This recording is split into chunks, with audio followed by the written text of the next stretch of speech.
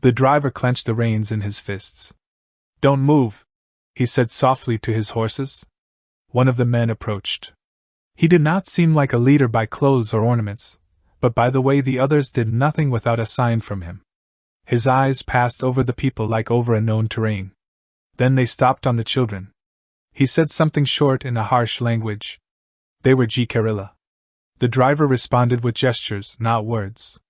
He pointed to the mail bags. He pointed to the road. He pointed to the sky. The man looked at Catherine. He saw her coughing. He saw the weakness in her eyes. Not with contempt. He weighed everything with the eyes of a warrior evaluating a potential danger. "Sick woman," he said, and his broken English sounded like a verdict. "Children." Catherine straightened her back, though every vertebra ached. Then she bowed her head. "We are going to Santa Fe." A long silence followed. Joseph felt his heart beating in his throat. Henry was not yet afraid. He watched with curiosity the feathers, the horses, the faces that showed neither hatred nor mercy. Another Chiricahua dismounted and opened one of the mail bags. He took out a letter, looked at the seal, then put it back. He was not interested in paper. He was interested in movement. "Soldiers?" the leader asked. "No," the driver replied. "Just people fleeing the war." The man smiled briefly. Without joy. "Everyone flees from something." Then he made a sign.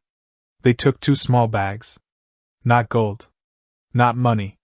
Food, flour, and coffee. "The road is ours until sunset," he said. And they retreated just as they had appeared. Without hurry. Without noise. Their horses melted into the landscape. The stagecoach started again. Henry broke the silence. "Mother, were they bad?" Catherine squeezed his hand. "You never know." The driver spat in the dust. "Those are Chiricahua. If they wanted blood, we wouldn't be here now." Joseph looked back toward the hills. For the first time, he understood that the road does not belong to those who travel it, but to those who know it. And that, sometimes, survival comes not from strength, but from the fact that someone lets you pass.